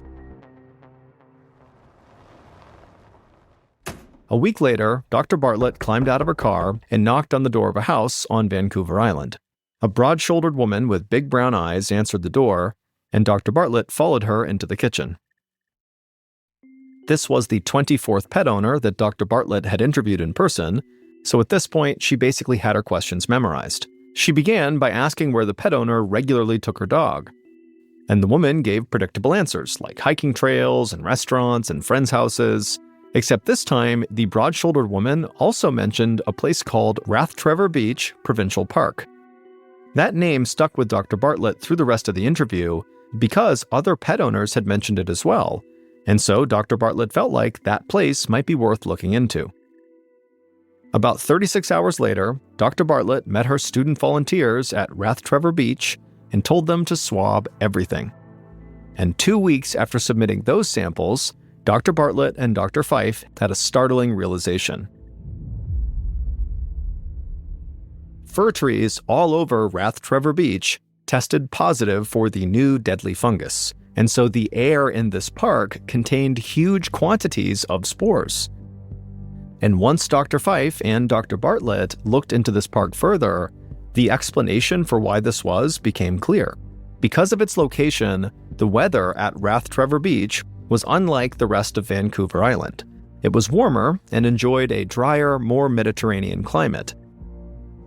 In other words, it was the perfect place for a fungus that prefers the warm, dry air of Australia rather than the typically chilly and wet Canada.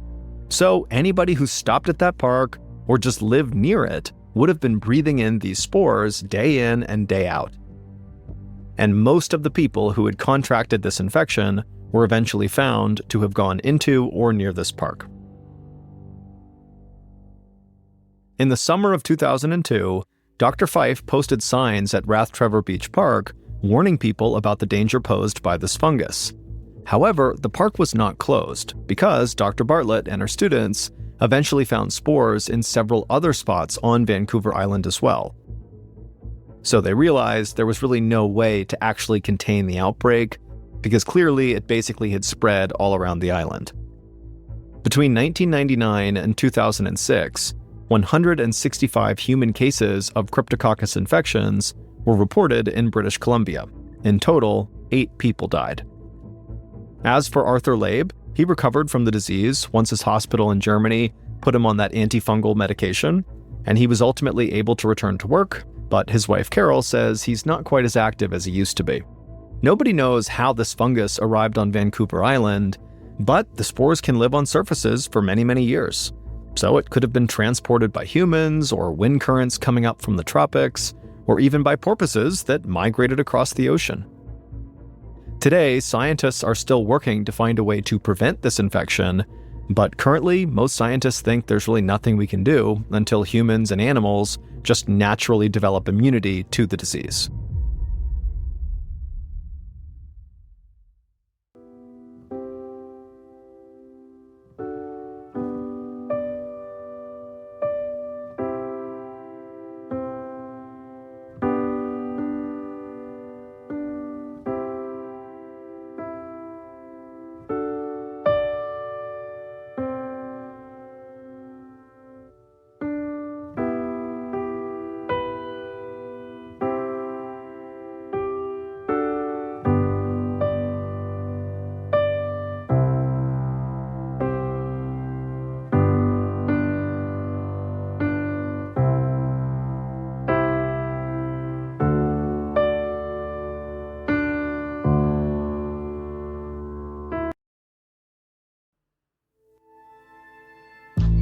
From Ballin Studios and Wondery, this is MrBallen's Medical Mysteries, hosted by me, Mr. Ballen.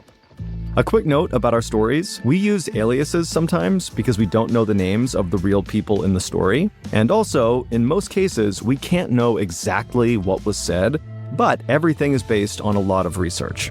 And a reminder, the content in this episode is not intended to be a substitute for professional medical advice, diagnosis, or treatment.